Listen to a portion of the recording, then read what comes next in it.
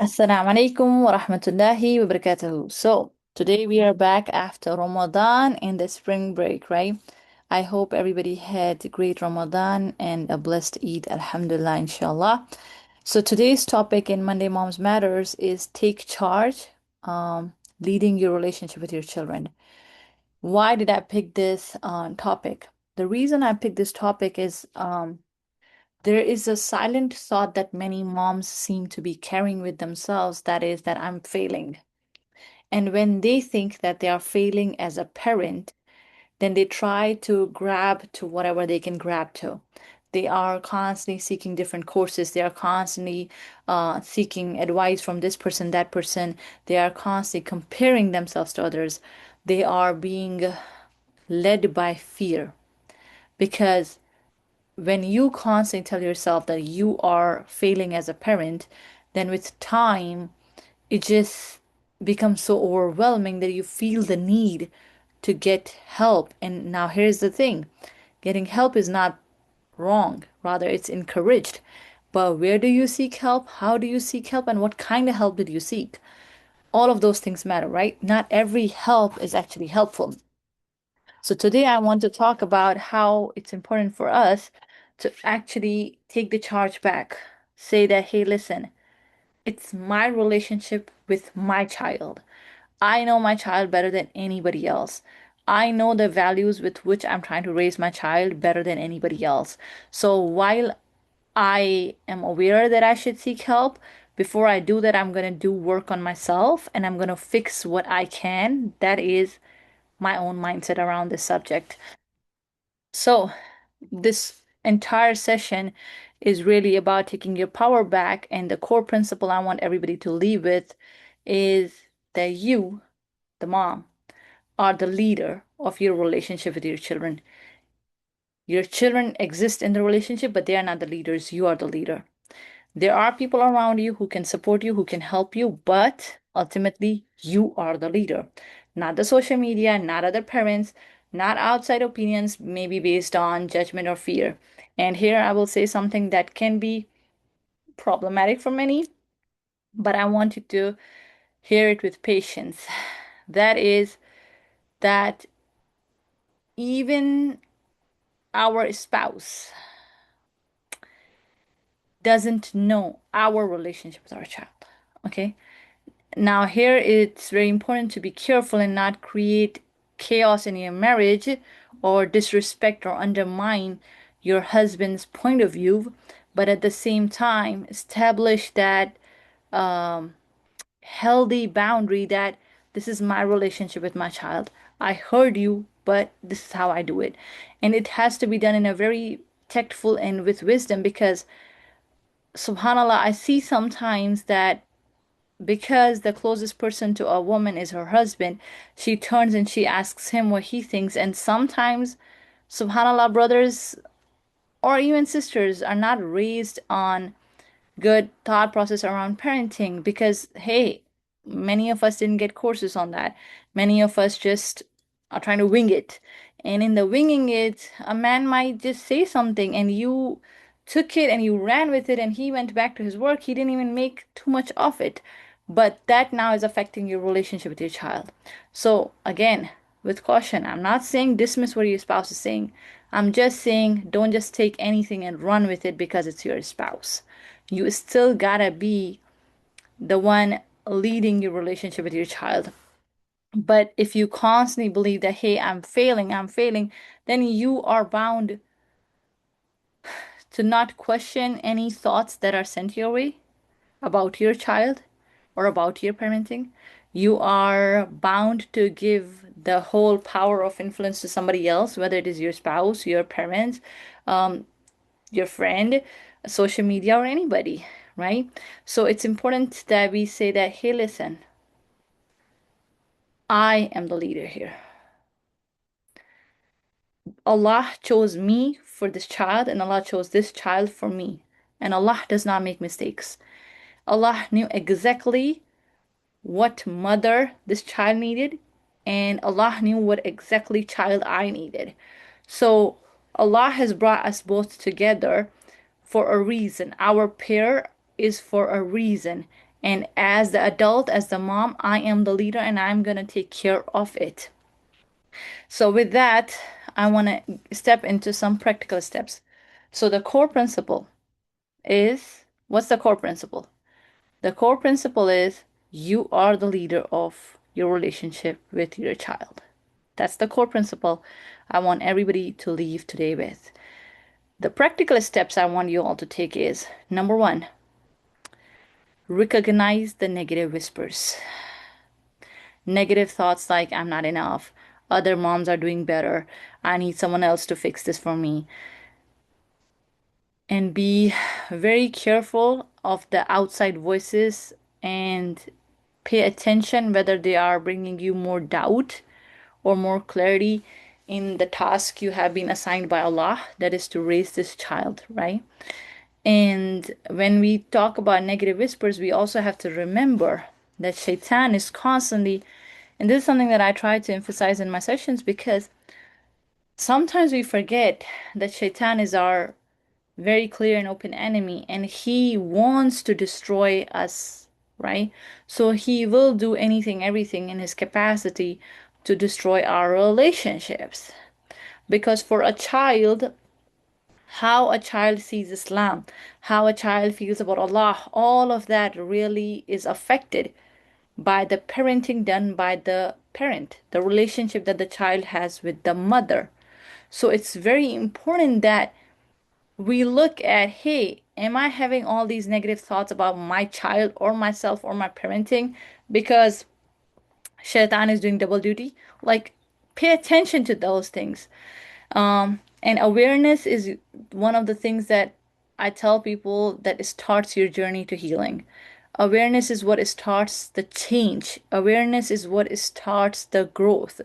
Anything that you need to fix, anything that you need to work on, you have to start off with awareness. That's when we take our power back and we say, hey, I I know what's going on, right? So the first step is to be aware of the negative was negative thoughts, negative whispering from jinn and ins. Okay. Number two, pause before seeking outside input. When somebody gives you any advice or you are seeking an advice, try to look at, is this even in alignment with my values? Like I said before, not all help is helpful. So you gotta see, does this even apply to me, my child, and the values I have in my household and the kind of future I'm planning for my child? Protect your relationship from these outside influences and things that would actually create disconnection. And I think when it comes to parental advice, it's a very easy way to check if what you're doing is causing more disconnection between you and your child, or is it creating more connection? That will be a very easy way to check if it's worth paying attention to.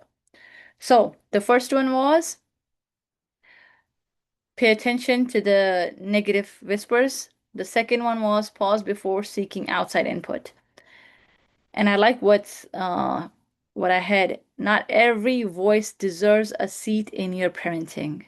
SubhanAllah, I'm gonna make a post about this one. Not every voice deserves a seat in your parenting. Our parenting is an amana. And there are a lot of voices. Now we live in 2026, wherein like, first of all, everybody thinks that their opinion is worth listened and heard and followed. And on top, we have our old generations coming for us too. So there's just too many voices. And I think when we think about parenting, one of the most important things to remember is that ultimately we have to go back to Quran and Sunnah. Those are the voices that must be kept at the peak of it all. What somebody is trying to tell me about children or what I am trying to learn, is this prophetic? Is this in alignment with the voices that are supposed to guide my life? That's Quran and Sunnah. So the third point, the practical step, reconnect with your child directly. This is something that I think we have lost somehow, wherein we are giving children everything, anything but ourselves. And a relationship cannot happen between a person and things. It has to be between two people. Nothing can replace a mother. No amount of luxurious meals that you may cook for them, no amount of expensive toys you may buy for them, no amount of taking them to activities where they'll be busy and away from you count. Those things don't count. Your screen time, sitting with them, doesn't count. Actually, sitting with them and bonding is where two people come together. In many cases, when we have this problem between the child and the parent, the reason is because the connection has been broken. They haven't spent time together. They haven't spent intentional time with each other, not for each other, with each other. Many times we moms spend time for our children, not with our children. There's a drastic difference in that. So spend intentional, distraction free time together. Maybe play some board game, maybe play some word game, maybe just journal together. Ask each other what hobbies do you like. There are parent-child journals that you can find that can help you guys sit and just talk. Um, Another thing, listen. This is something that the word listen, I want to pay attention to. This is something that we somehow have lost in our parenting, wherein we are constantly talking to children. We are not listening. It's like their voices don't matter. It's like it gotta be one way. For them, we are constantly like rush, rush, rush, rush, rush. But like if they never get to speak to us and tell us what's in their heart, how in the world are they gonna feel seen, heard, and how in the world will we know what exactly does this child need? Focus on understanding before reacting. Because for me, like my all three kids are very different. My oldest has very different needs and wants. My middle one has different, and the youngest has different. My middle one is somebody who craves alone time, and she will stay up late. She will come and just be like, hey, can you read one book alone to me? It's not about the book only, it's the alone time that she craves. And for her, physical touch holds a lot of value. So even if she got correction or whatever, she can deal with whatever you tell her. But after that, she needs a hug. She needs to know you still love her. So I know those things only because I paid attention and I listened. I still constantly remind myself that no matter how life gets busy, I have to pay attention. I have to listen before I just expect them to do as I say. And this is, subhanAllah, one of the problems around the whole idea of leadership that we seem to have, at least in my ethnic background, Indo-Pak, wherein we think leadership is only about dictating, or leadership is only about talking and telling people what to do, or maybe even controlling. But no, that's not leadership. Leadership is about serving. Leadership is about taking care and guiding with subtle gentleness, right? Like Allah subhanahu wa ta'ala, Al-Latif, He is gentle, He's subtle, right? And He when He guides us, Al-Hadi, when He guides us in a way that it's not harsh. That's what we are supposed to be. But how can we be that if we are thinking that this relationship is only like, upside down? Like we only have to talk to them, we do everything, we control them, we manage them, and they are nowhere to be seen.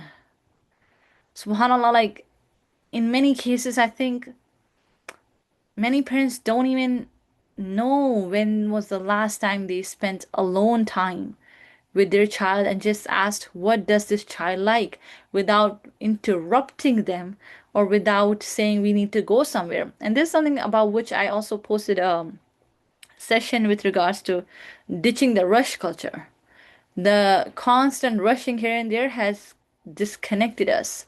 So, anyway, coming back to the point that connection builds trust and trust strengthens your leadership. People follow, people listen to those that they trust. Anytime a child is standing there and questioning, yes, there are children who have a need to understand, so they will do what you tell them, but still they need to understand why they're doing.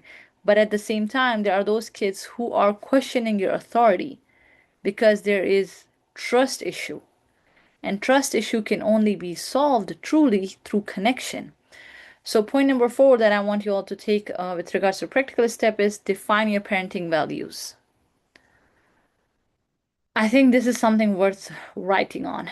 If you are right now here in the session, then go ahead and try to take a pen and paper and write, or even in your phone on some notepad. Or if you're listening to the YouTube later on, just pause and then do this work. Write the question, what matters most in your home? In my home, after Quran and Sunnah, if I had to put something, it would be safety. It would be smiles. And I daily, when I do even my gratitude journal, I thank Allah for the safety we have in our home. I thank Allah for the smiles in our home. And subhanallah, sometimes people don't understand how much these little things actually matter the most. So yeah, what matters most in your home? Is it respect? Is it discipline? Is it whatever it is? What are your values? What do you want your children to remember when they look back at their childhood? So that those values guide your decisions, not pressure or fear. Oftentimes we don't like to acknowledge, but if a mother is frustrated outside of the house, it's most probably not because of the child or children. It's usually because somebody was standing there and judging her parenting, or she herself judged her and her children, or her children did an action that if they were to do in home, she wouldn't react, but because now it's in public, she feels worse because people are watching. So that pressure, that fear actually makes a lot of the times our parenting misaligned from how we want it to be. So it's important to remember what your values are. No matter where you are at, those values should guide your parenting. Clear values are what create our leadership in confidence, right? Not in confusion. Number five, practice confident decision making. I made this post today about confusion that people go through in decision making earlier. It wasn't for moms, it was in general for everybody. But I do think that so many of us are struggling with decision making. We think that, okay, if I do this thing, it might be a horrible choice. Or if I do that thing, it might be a horrible choice. So we stay stuck. We don't take the action that needs to be taken for us to move forward in our lives. That's why then we are stuck in where we are. And for that, it's important that you learn that it's okay to make a wrong choice. It's okay to just go ahead, do Bismillah. Stop second guessing everything. The amount of questioning, the amount of second guessing people have that leads them to either constantly staying stuck in their situations, or it keeps them from constantly seeking advice from somebody else other than themselves is it's pretty bad nowadays. So bring yourself back to the reality that you can make choices for your children and stop second guessing. Accept that not every decision is going to be perfect, and it's okay. Your parenting is not supposed to be perfect. It's supposed to just be a peaceful, beautiful experience for you and your children, inshallah. You will not be a perfect mom, and that shouldn't be the goal. The goal should be a mom that's leading her children with the values of Quran and Sunnah and the values that you choose for your household.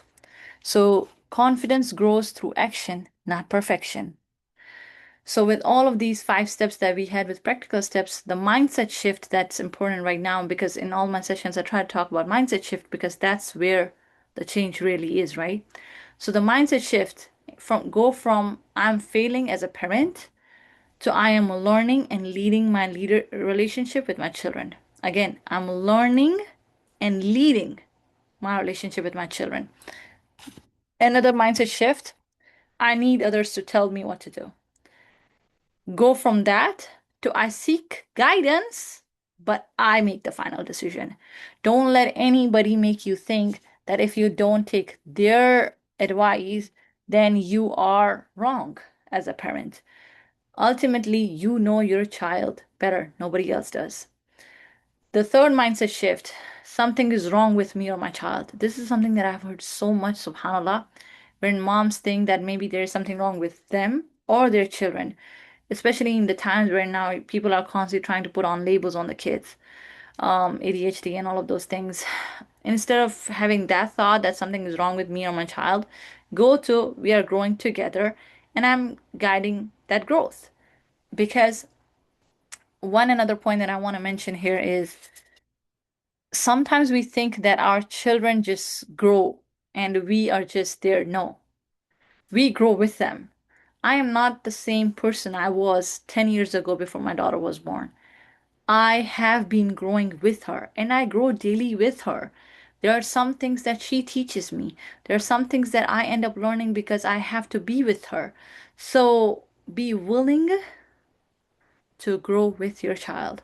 And to wrap all of it up, I just want you to leave with this one reminder again that Allah chose this child for you or these children for you, and Allah chose you for them. He knows exactly which people to put together. You are the perfect mom for these children, and they are the perfect children for you. Take leadership of your relationship. Be willing to remove and detach others from this relationship and keep it sacred. It's not to say that you don't pour into or don't value other relationships. It's simply to say this is a relationship between you and your child. Focus on that. The more you bring other people in it, the more the connection breaks. Bring the connection together. Yes, people can advise you. Yes, you can listen to them. But ultimately, the decision has to be yours, and you have to pay close attention if that advice is actually bringing you guys together or actually drifting you guys away. So, inshallah, with that, we will leave and let me see if I have anything else that I would like to cover. I think I'm good, inshallah. So again, today's topic is take charge, leading your relationship with your children. And I will see you guys tomorrow. Tomorrow the plan is to read what is the book that we are doing? The Ideal Muslima, inshallah. So on Mondays, we have Monday Moms Matter. On Tuesdays, we are going to read Ideal Muslima. On Wednesdays, we will have Wednesday Wife Wisdoms. And on Thursdays, inshallah, we will have Thursday Thrivings. See you guys then. Assalamu alaikum.